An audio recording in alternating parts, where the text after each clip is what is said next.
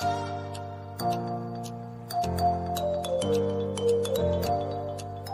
are listening to Alex Nanlohi Podcast, to know the Lord and to make Him known. Pembicara, tapi kepada Tuhan yang akan berbicara kepada kita. Mari kita naikkan pujian ini. Give me the Bible.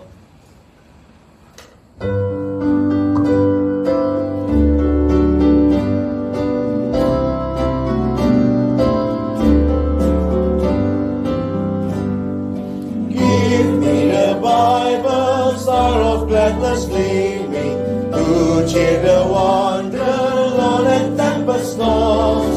No storm can hide that peaceful radiance beaming, since Jesus came to seek and save the lost. Give me the Bible, holy message shining, thy light shall guide me in the narrow way. Precept and promise, law and love combining, till night shall vanish in eternal day. Give me the Bible when my heart is broken, when sin and grief have filled my soul with fear. Give me the precious words by Jesus spoken, hold up faith's lamp to show my Savior near.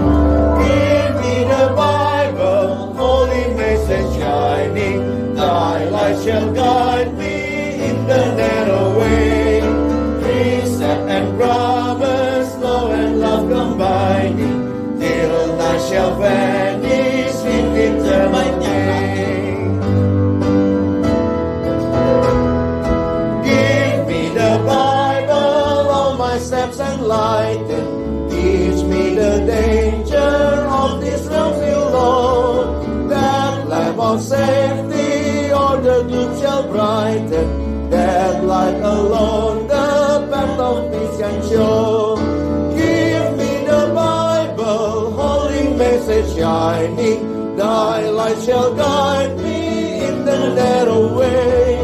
Precept and promise, law and love combining, till night shall vanish in eternal day. Give me the Bible, holy message shining, thy light shall guide me in the narrow way. Precept and promise, law and love combining, till night shall vanish in eternal day. Kita berdoa. Kepada Allah yang telah mewahyukan firman-Mu, kami datang dan mengucap syukur karena pagi hari ini kami bukan hanya boleh memuji memuliakan nama-Mu, tapi tiba waktunya bagi kami untuk mendengarkan firman-Mu. Berbicaralah ya Tuhan, firman-Mu adalah firman yang kudus dan yang menguduskan kehidupan kami. Firman-Mu adalah firman yang hidup dan yang menghidupkan kerohanian kami. Firman-Mu firman yang tidak berubah, tapi firman yang kami percaya sanggup mengubah kehidupan kami. Itulah yang kami rindukan jadi bagian setiap kami, yang pagi ini merindukan Engkau menyampaikan sabda-Mu kepada kami. Berkati hamba-Mu yang menyampaikan, setiap kami yang mendengarkan, Tuhan tolong agar kami semua bukan cuma jadi pendengar-pendengar firman yang setia, mampukan dengan kuasa dari Roh-Mu yang kudus, kami dimampukan jadi pelaku-pelaku firman-Mu di dalam hidup kami. Dalam nama Tuhan Yesus Kristus, Sang Firman yang hidup, kami menyerahkan pemberitaan firman-Mu. Amin. Keunikan belajar satu kitab akan menolong kita mengerti keseluruhan konteksnya. Jadi pagi hari ini sama-sama kita akan melihat kembali. Saya coba membuat rangkuman saja, tapi ini cuma ayat-ayatnya saja.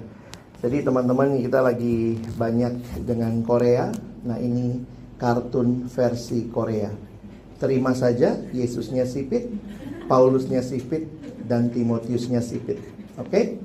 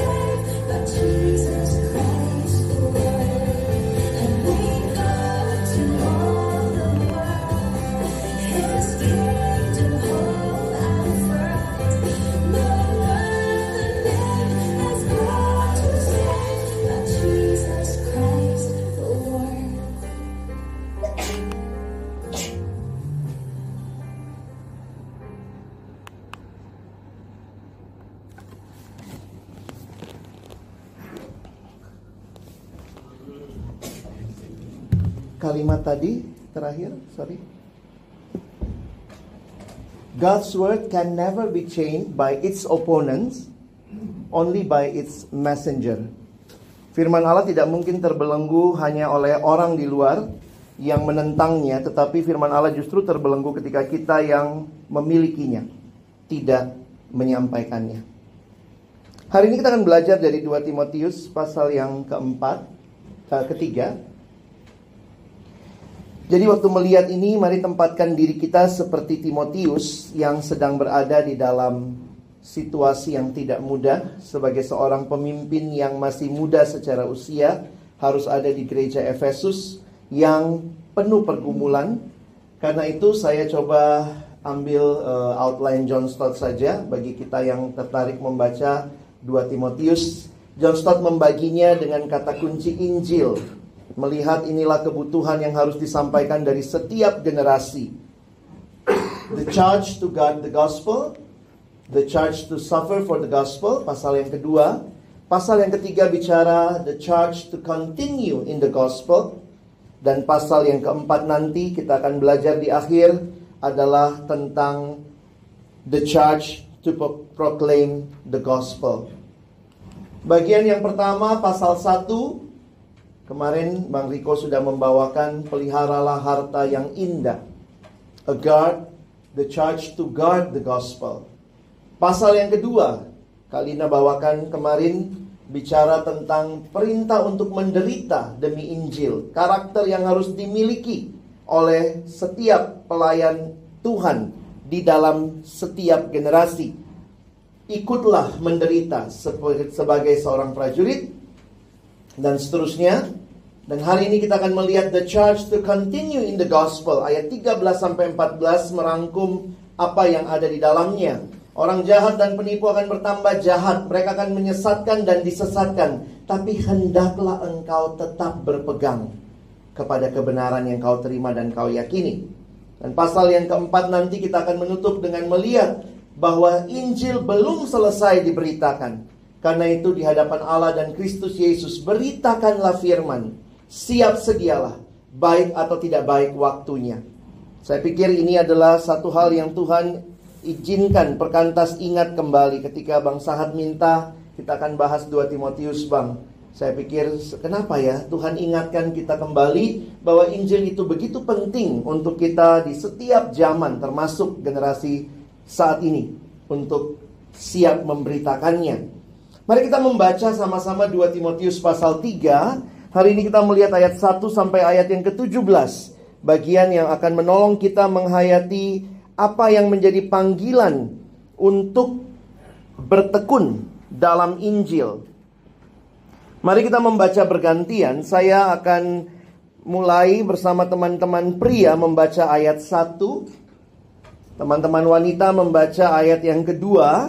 Kita membaca seterusnya sampai ayat yang ke-17 bergantian. Mari pria akan mulai baca setelah saya baca judulnya. Keadaan manusia pada akhir zaman. Ketahuilah bahwa pada hari-hari terakhir akan datang masa yang sukar. Manusia akan mencintai dirinya sendiri dan menjadi hamba uang.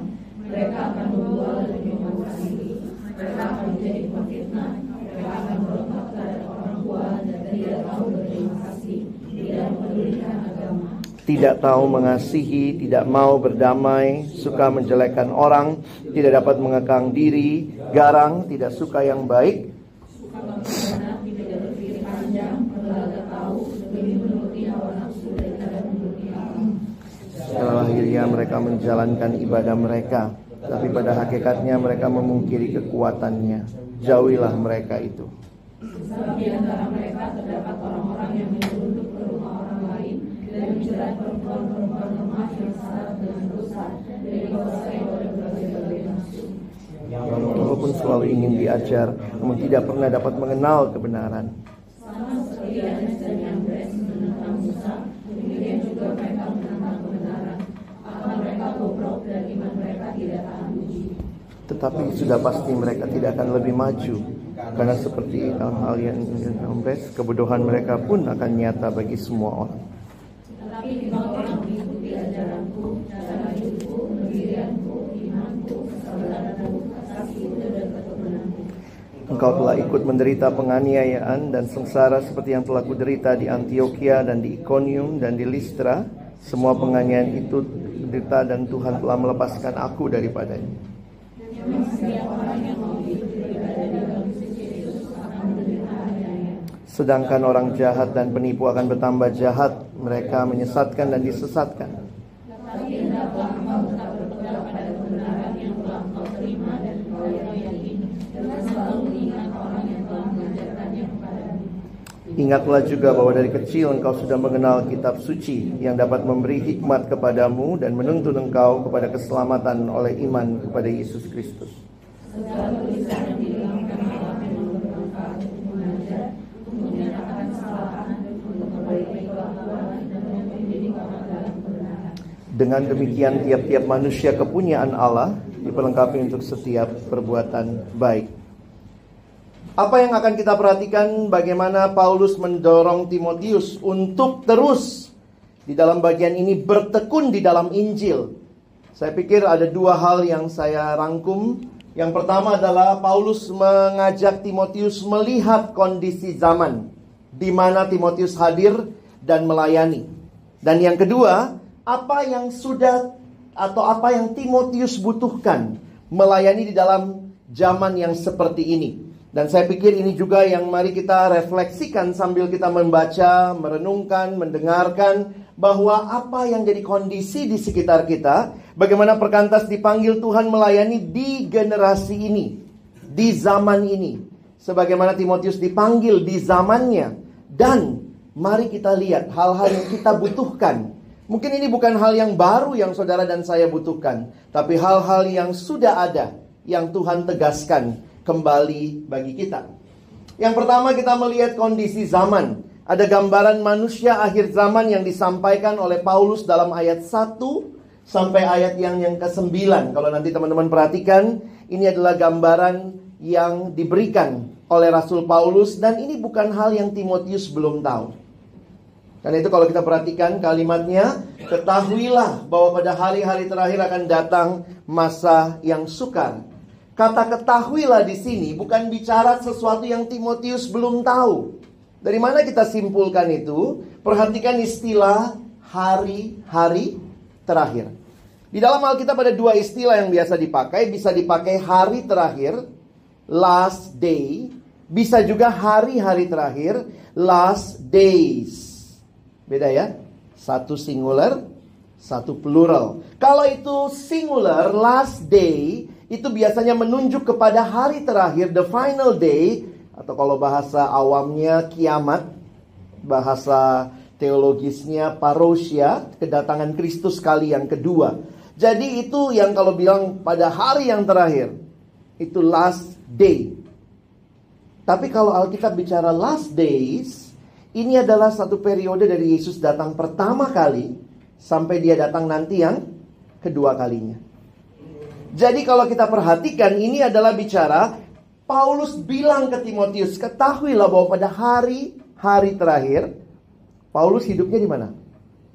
Last days.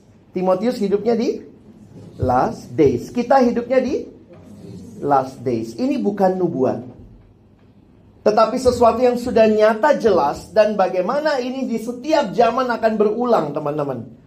Dan saya pikir ini yang perlu kita pahami ya. Makanya waktu ada banyak survei milenial begini, Gen X, Gen Y, Gen Z, ada orang yang agak gila sama itu ya. Gilanya mengklasifikasi ini gen mana gitu ya. Generasi apa? Alkitab dengan jelas mengatakan semua adalah manusia berdosa. Teman-teman dan saya dipanggil melayani perkantas bukan karena generasinya yang berubah, tapi ada fakta yang tidak berubah adalah manusia sudah jatuh ke dalam dosa. Saya pikir kita harus ingat itu, sehingga yang kita pelajari dari setiap zaman adalah bagaimana manifestasi dosa itu sebenarnya. Perhatikan istilah yang digunakan, akan datang masa yang sukar, kalepos. Di dalam bahasa Yunani dipakai istilah kalepos, dan kata kalepos ini hanya muncul satu kali dalam bagian lain ketika dikatakan ada orang yang dirasuk setan itu, dia sukar sekali dikendalikan. Semua rantainya putus. Kata sukar yang di sana muncul juga di dalam 2 Timotius. Paulus menggunakan istilah Yunani yang sama. Apa yang jadi masalah teman-teman? Apanya yang sukar in the last days? Ini bukan masalah pergumulan ekonomi global. Ini bukan masalah pergumulan perubahan iklim. Kok sampai sekarang belum hujan-hujan gitu ya. Tapi ini bicara tentang yang sukar adalah manusianya. Dan Alkitab sudah menyatakan ini. Sehingga Paulus memberikan kepada Timotius nasihat. Paulus mengajak Timotius mengingat lagi, melihat realita yang ada di sekelilingnya. Ketahuilah, bahasa Inggrisnya menggunakan istilah mark this. Nanti kalau mau hitung, silahkan. Banyak penafsir, pembicara, dan juga termasuk saya dengar beberapa khotbah belakangan untuk persiapan ini, membaginya macam-macam ya. Saya pakai pembagiannya Bang Sagala aja ya. Bang Sagala hanya membaginya dari ayat 2 sampai ayat yang keempat, karena itu dia menemukan 19 ciri. 19 ciri ini dia memasukkan yang terakhir, menuruti Allah. Kalau Carson tetap menggunakan 19, tapi dia memasukkan ayat yang kelima, yaitu mereka beribadah tapi memungkiri kekuatannya. Ada lagi lihat penafsir sana bilang 18, penafsir sini ya macam-macam lah ya. Saya ambil yang 19. Nanti teman-teman kalau perhatikan list ini bagus juga dipelajari ya. Karena ini saya pikir kalau kita mau SWOT, Paulus sudah SWOT generasinya gitu ya. Dan ada hal-hal yang sama kok, yang berulang. Kenapa? Karena sekali lagi ini bukan nubuat. Apa yang sudah terjadi di masa itu, sekarang mungkin eskalasinya lebih naik, publikasinya lebih viral, tapi sama kok. Dosa tetap dosa. There's nothing new. Makanya kalau rajin baca Alkitab sih nggak jantungan ya. Sudah banyak diceritain. Mutilasi ada, hakim-hakim misalnya ya. Anak bunuh orang tua, Absalom ngejar Daud gitu. Walaupun nggak sampai kebunuh gitu ya. Makanya nanti kalau rambut jangan kepanjangan ya, nanti nyangkut gitu. Ada lagi macam-macam lah ya. Jadi kalau kita perhatikan, itu realita-realita yang terjadi di sekitar kita. Dan paling tidak bagi saya adalah Paulus bisa baca zamannya. Can we read our culture? Bisakah kita membaca zaman ini? Melihat spirit apa yang ada di baliknya, sehingga kita bisa lebih tepat melayani generasi ini. Jawabannya benar, kayak kemarin Ernest bilang, we know the answer is Jesus, but do you know the question? And how to explain the question, the answer is Jesus.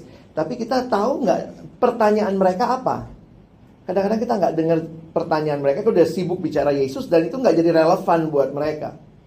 Nah, perhatikan beberapa hal yang digambarkan.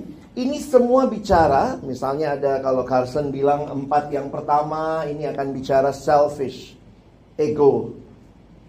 Nanti berikutnya, nanti ada lagi hubungan dengan sesama. Lalu muncul beberapa pasang, ada 5 kata tidak gitu ya. Tidak begitu ya. Ada beberapa kali yang ini, sorry, dari 1, 2, 3, 4, yang mana lagi 5, ini ada lagi. Maksudnya kalau lihat aslinya itu pakai istilah A misalnya ya. Kecuali Ayuni, bukan Yuni dong ya. Ayuni.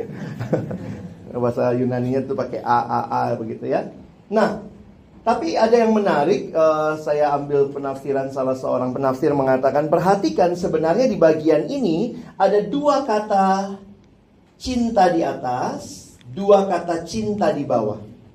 Jadi sebenarnya ada 4 kata cinta yang muncul.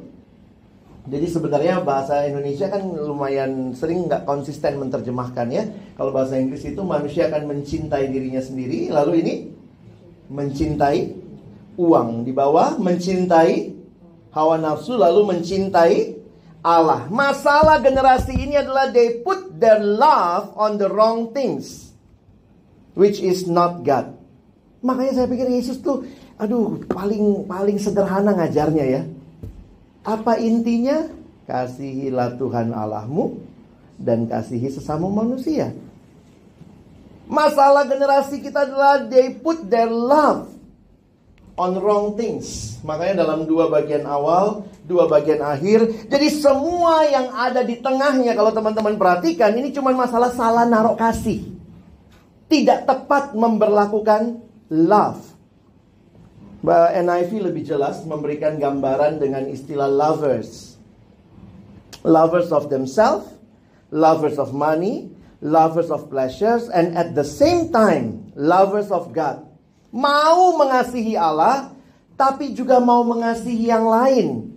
Karena itu ada satu buku yang saya baca, dia mengatakan, masalah generasi ini gampang kok. Lagi cinta yang lain. Manusia itu makhluk yang menyembah. Kenapa?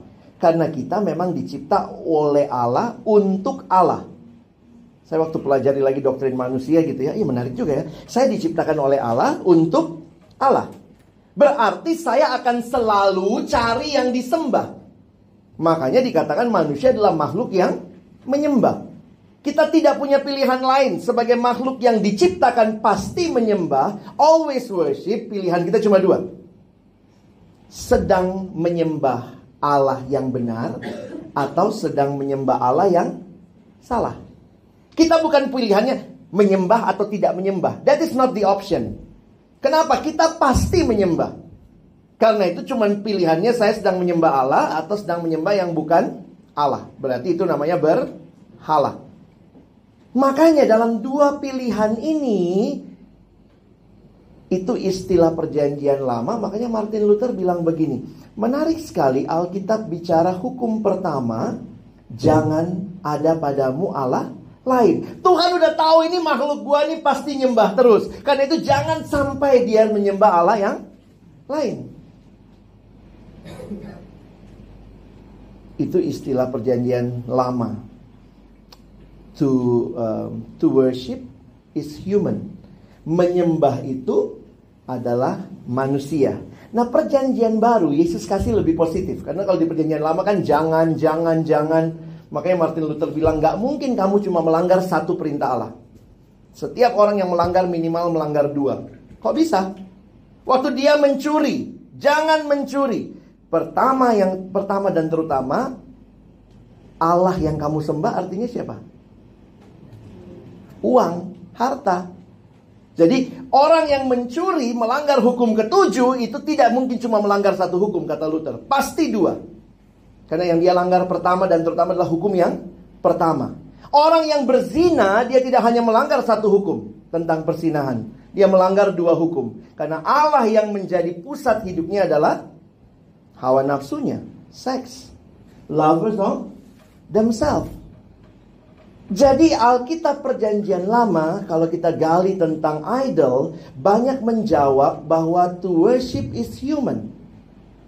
Yesus kasihnya lebih positif, bukan jangan, tapi Yesus berkata, kasihilah Tuhan Allahmu.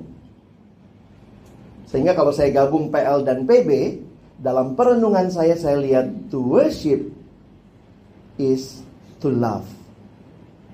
Because you love what you worship and you worship what you love. Karena itu, Paulus dengan tepat bisa menganalisa zamannya. They put their love on wrong things. They worship another God, which is money, pleasure, and themselves. Jadi kalau digabung gitu ya, sekarang kalau saya bawain pemuridan, apa sih pemuridan itu? Ya belajar bangun cinta. Kita nolong adik-adik kita put their love on the perfect things, on God. Sehingga perhatikan, ini kemunafikan. Pertanyaannya, ini di dalam gereja apa di luar gereja? Ini bukan realita di luar saja. Ini di dalam. Perhatikan ayat 5. Mereka malah menjalankan ibadah mereka, tapi pada hakikatnya mereka memungkiri kekuatannya. Kan itu butuh pemuridan. Bahkan buat kita yang sudah bertobat, yang ngakunya sudah terima Yesus, pastilah kita menyembah Allah. But at the same time, banyak kerusakan dunia ini yang ada di sekitar kita lagi mencoba mengganggu cinta kita. That's why we need discipleship. To follow Him, to worship Him, and to love Him with all our hearts. And love one another. Jadi kalau kita akhirnya melihat pemuridan itu simple. It's as simple as that. Membangun sebuah generasi yang mencintai Allah dan mencintai sesama. Gimana cara membangun cintanya? Ya saya suruh dia saat teduh. Saat teduh bukan buat dicek. Saat teduh bukan buat tolak bala. Kalau nggak saat teduh kamu dihukum Tuhan. Saat teduh demi membangun cinta. Ibadah demi membangun cinta. Taat demi membangun cinta. Bahkan menarik, Alkitab berkata, bukan kamu yang lebih dahulu mengasihi Allah, tapi Allah yang lebih dahulu mengasihi kamu. Jadi kalau kita balik logikanya, karena dicinta kita taat, dan waktu kita taat kita makin cinta. Bisa dipahami? Karena dicintai, saya taat. That is a joyful. Karena itu ingat, pembinaan kita harus mulai dengan tanamkan cintanya Allah, lalu minta mereka taat dengan cinta itu sebagai the basic motivation. Dan waktu dia cinta, dia taat, dia akan makin cinta. Harusnya begitu. Legalisme mulai dengan taat dulu supaya Tuhan makin cinta. Loh, kebalik. Tuhan sudah cinta, ayo taat. Kira-kira gitu ya. Kita sudah anak Allah, makanya hidup sebagai anak Allah. Bukan kamu hidup begini supaya jadi anak Allah. That is not the problem. Bukan itu kekristenan yang sejati. Jadi waktu saya mempelajari ini, saya pikir Tuhan, inilah realita yang terjadi. Bahkan perhatikan, ini bukan hanya ini yang muncul di dalam gereja. Masalah dengan 3 cinta yang salah. Cinta pada diri, cinta pada uang, cinta pada nafsu. Tapi juga ada masalah ajaran sesat gitu ya. Oh, ini responnya tadi, jauhilah mereka itu. Menarik dengar Carson bilang gini ya. Kalau ini berarti Timotius harus menjauhi mereka, bahkan Timotius pun nanti nggak ada di gereja. Kenapa? Karena realita itu semua juga masih jadi pergumulan even pelayan Tuhan. Kalau kita menjauhi semua, kita juga jadi nggak melayani nih. Karena itu dia mengatakan bahwa ketika orang-orang yang mau hidup taat, di generasi ini kita dikasih gambaran generasinya untuk kita berjuang. Jangan serupa dengan gambaran itu. Dan itu perjuangan kita juga gitu ya. Nah ayat 6-9 perjuangannya juga adalah perjuangan melawan ajaran sesat. Ajaran sesatnya macam apa? Pada masa itu ajaran sesat yang berkembang adalah salah satu bentuk awal Gnosticism. Gnostik belum terbentuk sampai kira-kira abad kedua atau abad pertama akhir begitu ya. Sehingga beberapa penafsir mengatakan ini bentuk Gnostik awal. Nah, bentuk Gnostik awal lebih dijelaskan kalau teman-teman lihat di dalam di 1 Timotius. Misalnya mereka sibuk sama silsilah, dongeng-dongeng nenek moyang. Karena Gnostik punya basic assumption, saya selamat karena saya punya pengetahuan rahasia tentang kebenaran. Jadi dengan cara mereka begitu rupa, dengan pengertian rahasia, waktu saya dapat itu, saya selamat. Sesuai dengan namanya, Gnostik ya. Jadi pemahaman, knowledge gitu ya. Dan itu menarik tuh, masuk ke rumah-rumah. Siapa yang ada di rumah? Perempuan. Coba lihat ya, ayat 6-9. Sorry yang perempuan ya. Pada waktu itu, banyak perempuan lebih gampang disesatkan karena dia tinggal di rumah dan bodoh. Sorry. Waktu itu perempuan tinggal di rumah dan tidak terpelajar. Makanya perhatikan ayat yang ke-9. Ayat 6, maksud saya. Ayat 6 Paulus bilang apa? Sebab di antara mereka terdapat orang-orang, jadi di antara mereka yang tadi tuh terdapat orang-orang yang menyelundup ke rumah orang lain dan menjerat perempuan-perempuan lemah yang syarat dengan dosa dan dikuasai berbagai-bagai nafsu, yang walaupun selalu ingin diajar namun tidak pernah dapat mengenal kebenaran. Banyak tafsiran melihat hal ini, apa sih, kenapa sih mereka seperti itu. Tapi perhatikan, kalau saya coba refleksi pertanyaannya ini ya, mengapa pengajaran palsu sangat menarik bagi banyak orang? Karena mungkin pengajaran yang benar itu kayaknya biasa-biasa saja. It's very easy to be Christian. Accept Jesus, then you are Christian. Terima Yesus, selesai. Gnostik bilang, oh enggak, kita mesti mikir, dapat rahasia, barulah saya diterima jadi anak Allah. Jadi ketika ada usaha di dalamnya, ada sesuatu yang menjadi bagian saya akan merasa, wow, I contribute something to this. Bagaimana kita tahu bahwa pengajaran itu sesat atau palsu? Kenali ajaran yang benar. Tidak ada cara lain. Makanya ada yang bilang, bang saya mau pengen pelajari ateis, saya pengen pelajari ini. Saya bilang, kau udah belajar Alkitab sungguh-sungguh gak? Jangan sibuk pelajarin yang sesat. Sibuklah pelajari yang benar. Sehingga waktu kamu ketemu yang sesat, kamu bisa aware. Boleh tahu gak tentang itu? Ya boleh, baca silahkan. Tapi jangan spend most of your time for that. Tapi saya ingin meng-compare begitu ya. Saya mau belajar semua. Kadang-kadang kita punya waktu terbatas. Makin kamu bertambah umur, makin tahu waktumu terbatas. Tidak perlu baca semua buku. Benar? Pilih buku yang dibaca. Mau baca semua.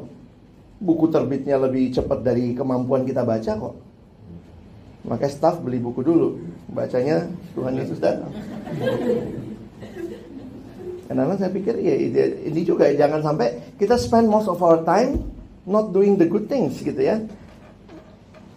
Dan perhatikan ada dua penyesat di perjanjian lama ayat 8. Sama seperti Yanes dan Yambres menentang Musa. Ini di dalam Talmud ini nama dua sorcerer, penyihir yang ketemu sama Musa waktu di istana Firaun. Masih ingat mereka juga bisa bikin tongkatnya jadi ular. Jadi gambarannya menarik nih ya. Yanes dan Yambres yang menentang Musa. Jadi kayaknya Paulus lagi bilang gini sama Timotius, jangan heran penyesat itu cenderung menentang. Santai aja. Timotius tuh masih muda ya. Sama yang benar aja gak dihormati, apalagi sama yang sesat. Gitu kan? Kayak staf muda kalau ke kampus gitu ya. Mungkin saksi Yehovanya juga lebih berani gitu. Lihat kamu ini kecil amat. Misalnya gitu ya. Beberapa staf siswa dulu kita bilang pakai rok agak kayak tante-tante lah. Supaya waktu datang ke sekolah guru bisa hormat gitu. Oh iya kak gitu ya. Jangan ini anak sekolah mana? Keluar. Ini masih jam pelajaran. Jangan main-main di sini ya. Oce. Dulu inget tuh Kak Ata, apa yang kecil-kecil, Kak Jen, kita pikir dandan agak tua. Itu tuntutan profesi. Karena kalau enggak guru tuh kadang look down gitu ya. Nah ini bayangkan ya, Yanes dan Yambres menentang Musa. Tapi lihat kalimatnya. Akal mereka bobrok dan iman mereka tidak tahan uji. Tetapi sudah pasti mereka tidak akan lebih maju. Karena dalam hal Yanes dan Yambres, apa yang terjadi? Kebodohan mereka pun akan nyata bagi semua orang. Gimana kebodohan mereka nyata?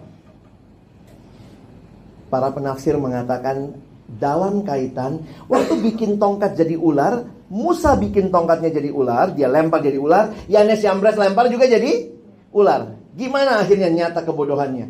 Ketika ularnya Musa menelan ular mereka. Jadi ini saya kayak gambaran begini, Timotius santai. Santuy ya. Kata Indra, santai aja tim. Dalam realita ajaran akal mereka yang bodoh, satu waktu akan nyata. Tapi ini bukan berarti Timotius tidak usah belajar kebenaran. Tetap bagikan kebenaran, pelajari kebenaran. Inilah yang menjadi zaman di mana kita hidup. Pertanyaannya begini, sejauh mana kondisi zaman saat ini mempengaruhi kita atau pelayanan kita? Kenapa saya katakan kita? Kita juga kan hidupnya di akhir zaman. Ada staff yang mulai kadang-kadang suka baca ini, baca itu. Ya silahkan. Ada yang senang dengar ini, dengar itu. Tapi pertanyaannya adalah apakah kebenaran menjadi bagian yang mewarnai hidup kita ketimbang semua kondisi zaman? Saya senang baca, tapi saya juga harus batasin gitu ya. Balik lagi, orang bilang nanti kamu cuma tahu itu ya, tapi dengan sisa umur yang ada, ngapain tahu yang nggak benar gitu ya. Saya mau spend waktu saya belajar yang benar. Saya tahu, oh ya kadang-kadang baca, ketemu teman-teman yang studi teologi, tanya, apa sih ajaran ini, apa sih intinya, kayak apa sih cara ngajarnya, oh oke gitu, sudah tahu ya sudah. Nah saya nggak tahu bagaimana teman-teman dengan kemudaan kalian mesti belajar juga mensiasati zaman ini. Misalnya kita lihat nih secularism, tentang religion and state. Kenapa? Karena mungkin tantangan generasi kalian 10-15 tahun ke depan. Kalau Mas Pur itu sudah banyak membaca ke depan, coba belajar ilmunya dari beliau gitu ya. Lihat nih apa yang terjadi. Mungkin akhirnya di sekolah ditarik garis, tidak ada ibadah. Who knows? Kenapa? Hak asasi, tidak usah bikin agama per agama. Kenapa? Lihat radikalisme merebak karena bikin kolom agama per agama. Bisa jadi makin sekuler kita.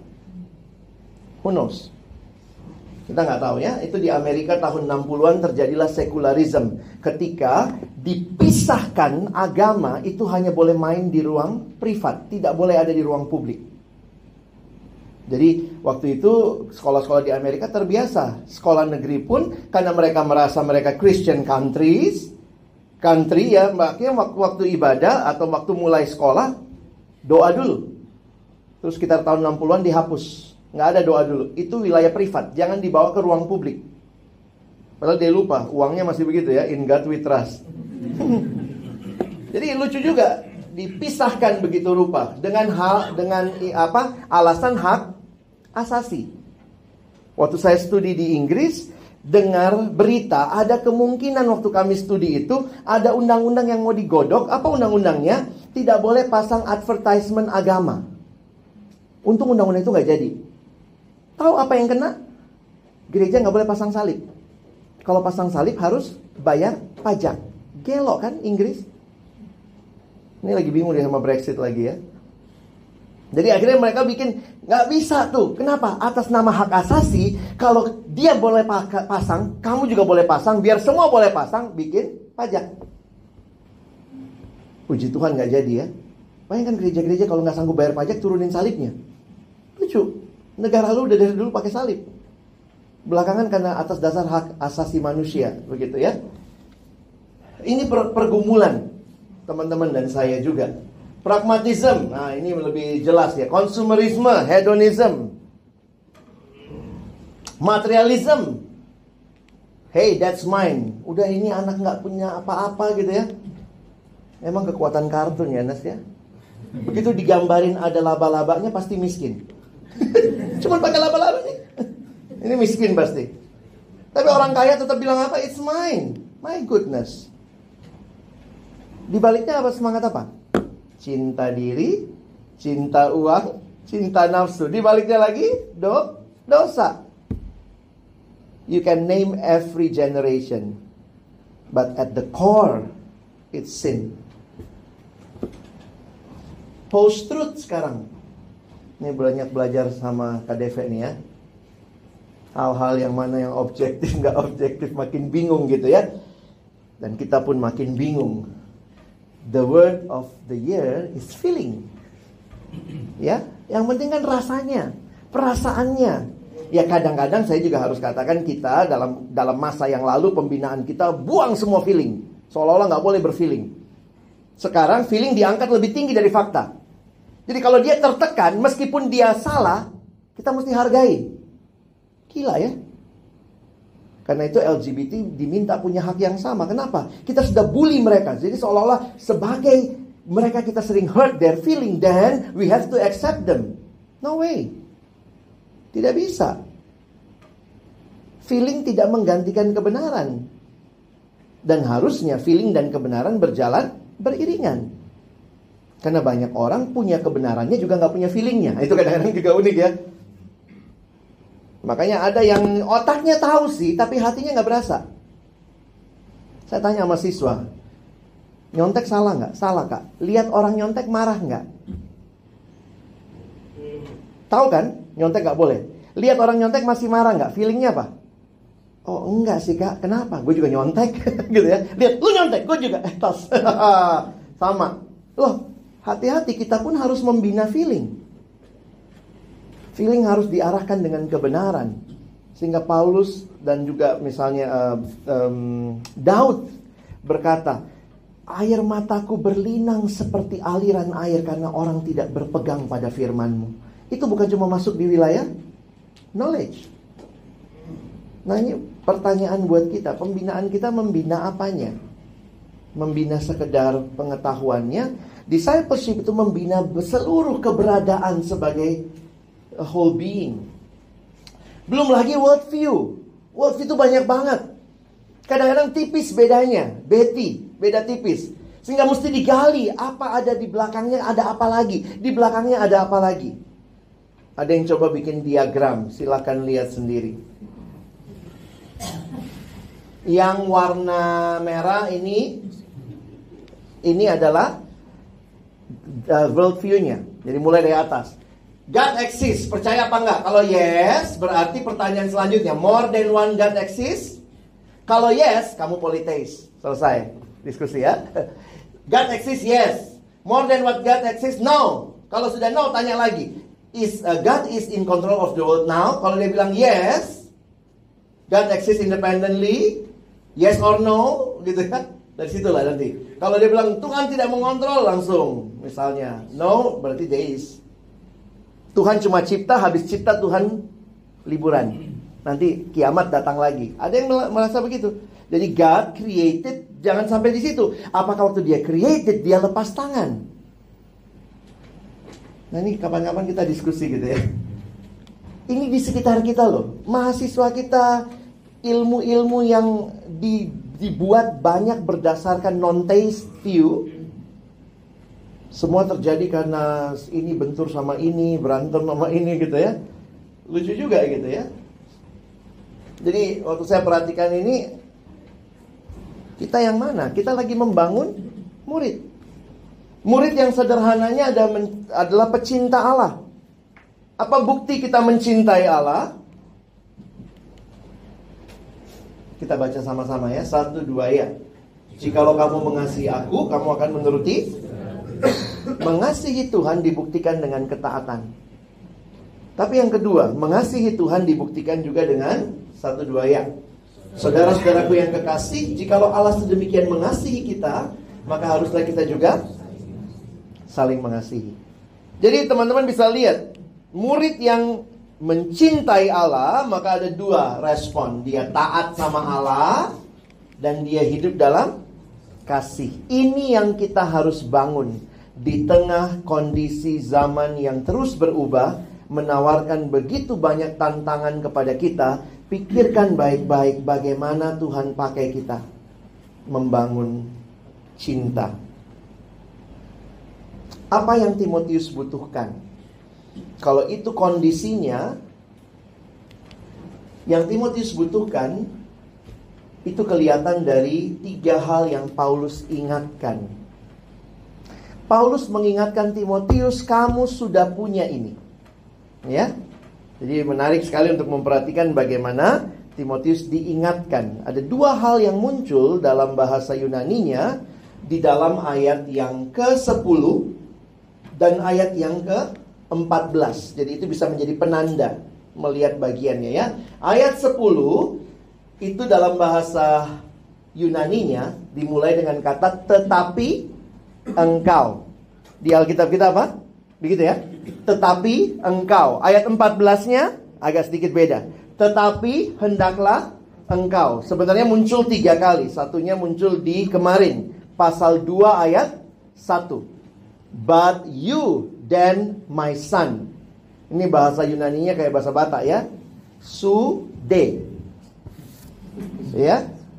Sude itu but you. Jadi seolah-olah di tengah kondisi zaman yang seperti itu, kata John Stott, jarinya, apakah tahu John Stott? Kata Bang Erik ya, jarinya Paulus lagi nunjuk ke Timotius, but you are different. Kamu beda. Ini kondisinya, but you. Ada dua bagian yang kita akan lihat. Timotius diharapkan menjadi manusia yang terus berjuang untuk berani hidup berbeda dengan arus zaman. Perhatikan ayat 10 dan 11. Kita baca sebentar lagi ya. Ayat 10 dan 11, teman-teman lihat. Tetapi engkau telah mengikuti ajaranku. Berapa ku di situ? Ajaranku, cara hidupku, pendirianku, imanku, kesabaranku, kasihku, dan ketekunanku. Kok bisa? Gimana cara tahu sampai sedalam ini? Kalau cuma ajaran gampang, lihat dia khotbah kita tahu ajarannya, tapi kita nggak tahu cara hidupnya. Kita nggak tahu pendiriannya. Perhatikan ayat 11. Engkau telah ikut menderita penganiayaan. Oh, ikutan ya. Dan sengsara seperti yang telah kuderita di Antioquia dan di Iconium dan di Listra. Timotius kemungkinan dari Listra. Dan semua penganiayaan itu telah kuderita dan Tuhan telah melepaskan aku daripadanya. Memang setiap orang yang mau hidup beribadah dalam Kristus Yesus akan menderita aniaya. Bagaimana bisa Timotius kenal Paulus sedalam itu? Ternyata waktu Paulus nulis 2 Timotius, Timotius telah diajak Paulus melayani kurang lebih 16 tahun. Sehingga saya menggarisbawahi bagian ini. Pentingnya komunitas. Komunitas yang lebih dalam lagi adalah komunitas yang membentuk murid yang cinta Tuhan. Kehidupan iman tidak cukup hanya dibicarakan, tapi perlu ditransfer. Inilah yang kita bicara CDR kita ya. Relation itu, deep relation itu satu kerinduan yang mendalam, itu alkitabiah. Pemahaman, teladan, pengalaman iman, interaksi yang utuh, inilah pemuridan kita. Pastikan pemuridan ada di dalam pelayanan kita. 1000 orang datang KKR dengan 1 orang dimuridkan, efeknya bisa sama atau lebih besar. Saya sekali lagi tidak mengecilkan KKR besar. Kita masih lakukan itu juga.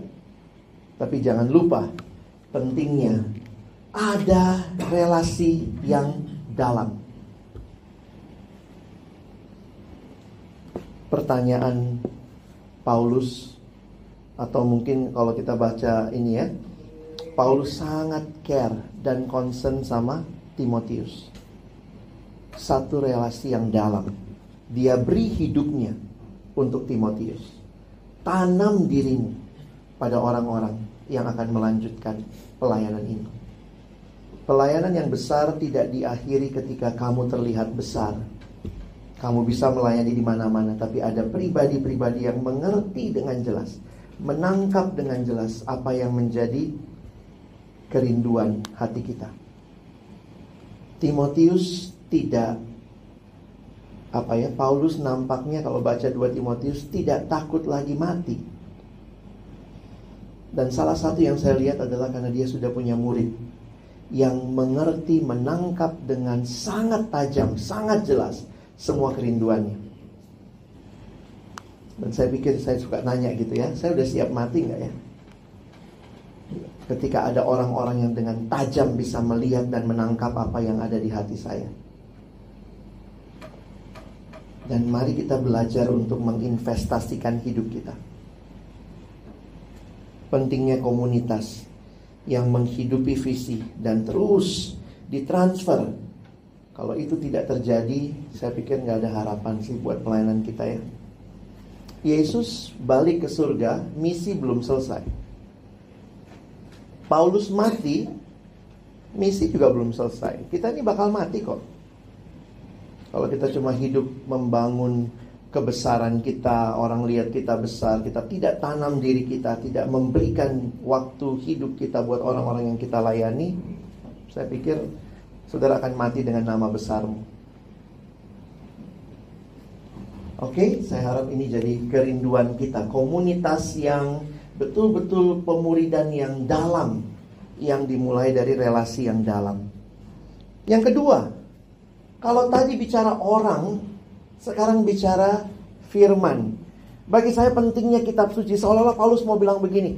Kalau kita lihat ya, kalau saya mau bolak-balik begitu ya, firman Tuhan ini penting banget. Lihat ada contohnya. Hidup.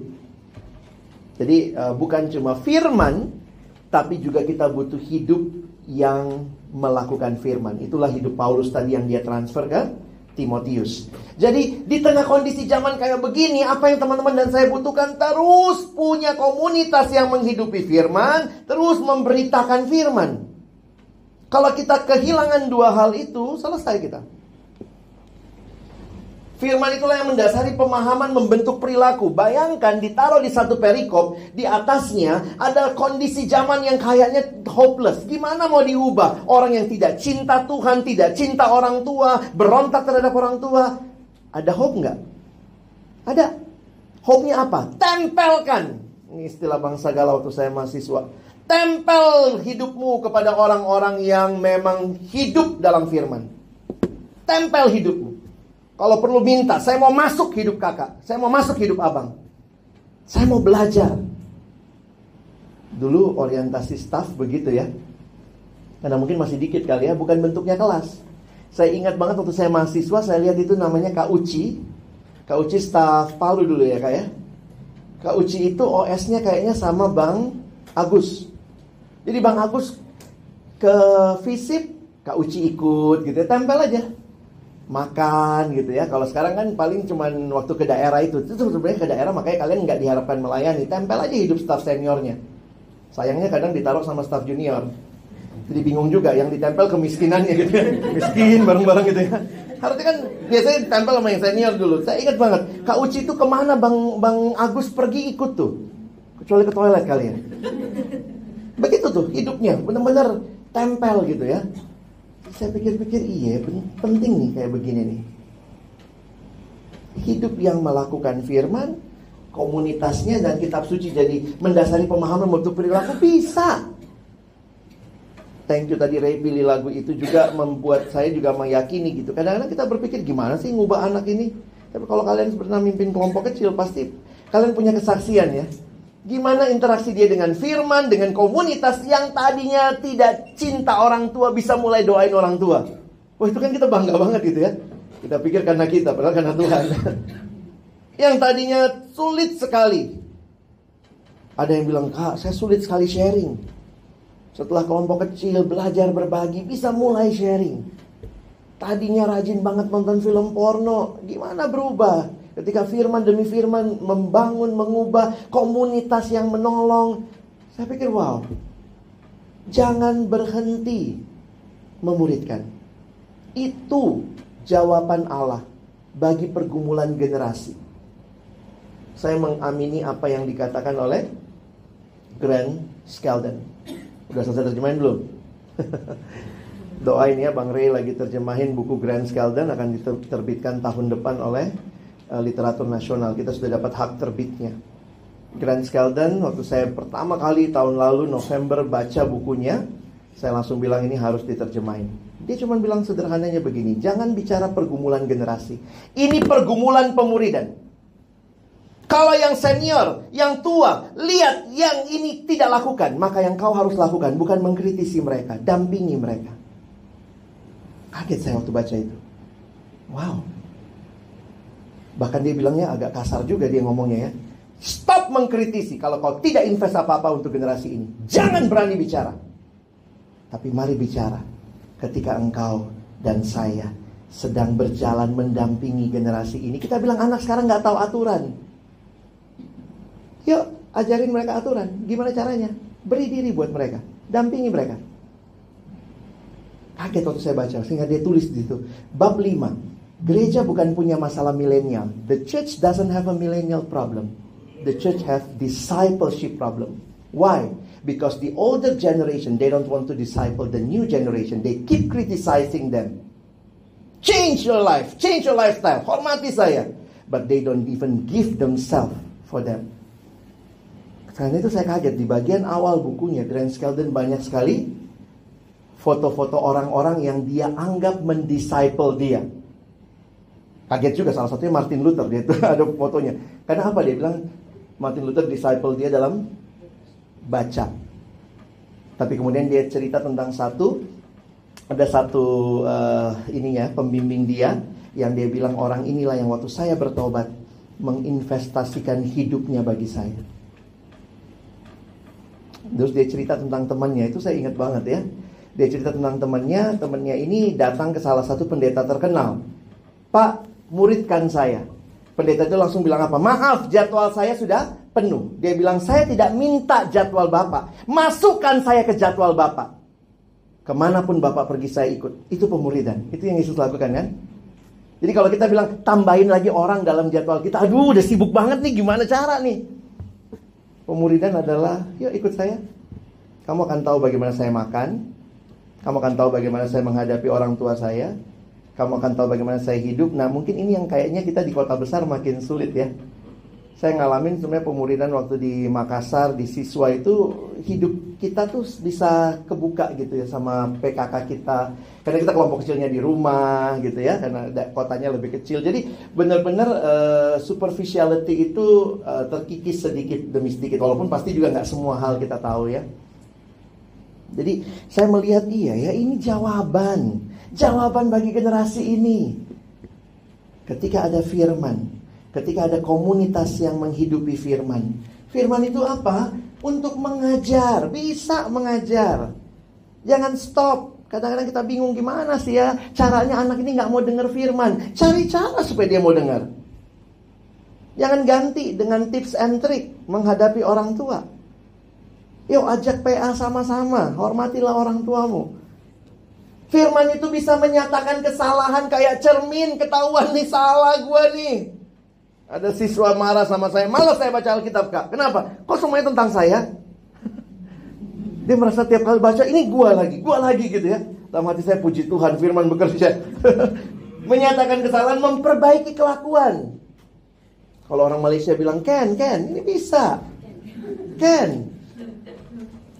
Kadang kita pikir orang perlu ikut training apa untuk memperbaiki kelakuan. Firman Tuhan jawabannya. Dan komunitas yang menghidupi firman. Ketahuan nih. Oh berarti ayat itu pernah saya lihat di hidup kakak ini, abang ini. Saya ngerti apa artinya.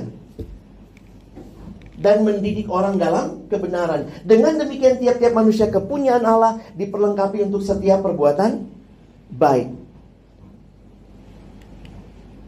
Ayat Mazmur 119 ya. Kita baca 1-2 ayat. Dengan apakah seorang muda mempertahankan kelakuannya bersih?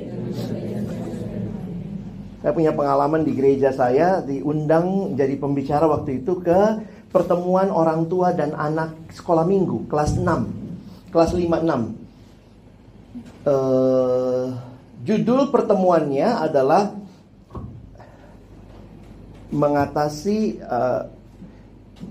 bagaimana mengatasi dampak negatif dari penggunaan gadget di anak usia dini. Maksudnya usia dini masih anak-anak ya. Tapi kan orang tua juga udah kasih gadget kan. Jadi kemudian mulailah kita diskusi segala macam. Setelah saya bawa materi, saya kasih tahu bahwa gadget ini kegunaannya, ini kelemahannya gitu ya.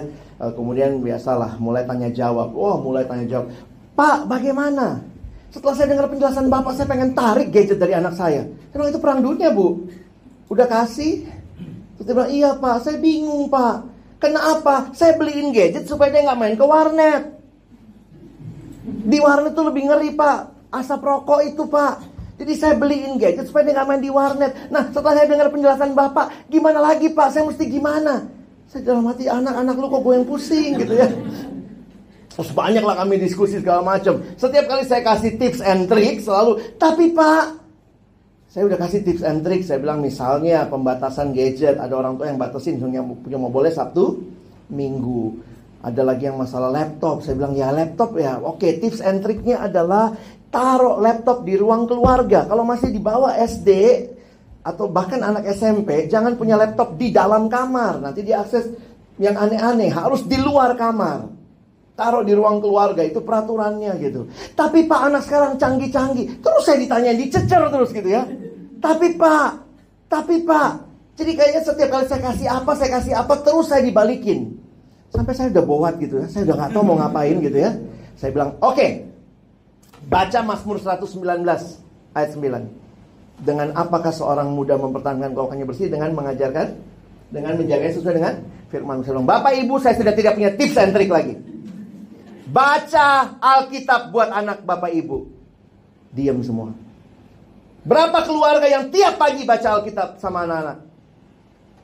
Bapak Ibu kasih semua hal, tapi tidak baca Alkitab, tidak biarkan anak tinggal dalam firman. Jangan heran generasi ini akan pakai semua itu, walaupun dia di keluarga Kristen. Kenapa? Alkitab tidak digunakan, cuman pakai tips and trick. Ketika anak belajar firman Tuhan, dia bersatu, dia tahu mata Tuhan menjelajah seluruh dunia. Berarti di kamar yang paling tidak ada orang pun, paling gelap sekalipun ada Tuhan. Karena itu saya nggak mau pornografi. Itu cara firman Tuhan menjaga. Kalau anak tidak dibawa dekat dengan Tuhan, tidak dibawa. Jadi ini apa ya, kayak belajar meyakini firman yang lama ini firman lama kok. Dengan apa menjaga kelakuannya? Bukan dengan tips and trick. Ajarin firman Tuhan. Teman-teman punya harapan ketika kita masih ngajarin firman Tuhan buat generasi ini. D.L. Moody bilang, the Bible will keep you from sin, or sin will keep you from the Bible. Tapi ini juga waspada ya. The Bible was not given for our information, but for our transformation. Kadang-kadang kan kita memang kan itu ya, ada anak remaja datang, Kak saya udah tahu berapa jarak Yerusalem sama Bethlehem. Terus apa hubungannya sama iman gitu ya? Dalam arti kita belajar Alkitab, kita saat teduh bukan untuk Bible quiz supaya bisa jawab. Bukan. Tapi supaya kita mengalami transformasi. Ini bahasa Indonesianya ya. Membaca Alkitab tidak dimaksudkan untuk sekadar menambah pengetahuan, tapi mengubah kehidupan. Karena itu ini harus jadi tujuan PA kita, tujuan pemberitaan firman kita. Bukan cuma sekedar memberikan informasi, orang tahu ini, setelah itu bilang, wow hebat banget pembicaranya ya. Tahu semua. Tapi bagaimana merindukan ada hidup yang diubahkan. John Stott mengatakan kalimat ini. We must allow the word of God to confront us, to disturb our security, to undermine our complacency, and to overthrow our patterns of thought and behavior. Kita harus mengizinkan firman Tuhan mengobrak-abrik hidup kita. Kira-kira begitulah terjemahan singkatnya. Supaya disitulah kita akan melihat bahwa firman itu sungguh berkuasa. Terakhir, pentingnya identitas. Saya coba gali ini, walaupun saya nggak ketemu di tafsiran lain, walaupun saya lihatnya, karena bagi saya menarik nih ayat 17. Dengan demikian tiap-tiap manusia kepunyaan Allah.